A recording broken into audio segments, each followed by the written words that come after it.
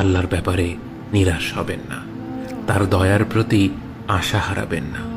যখন কোনো বান্দার জন্য দুনিয়া সংকীর্ণ হয়ে আসে, বিশেষ করে যখন আপনাকে মানুষ পরিত্যাগ করে, এবং বিশেষ করে এমন কেউ যার ওপর আপনি আস্থা রাখতেন কিন্তু সে আপনাকে নিরাশ করেছে, আপনি আল্লাহর পরে তার উপরে আশা রাখতেন অথচ সে আপনাকে লাঞ্ছিত করেছে, সেই সময় জেনে রাখবেন যে আল্লাহ চাচ্ছেন আপনি তার শরণাপন্ন হন।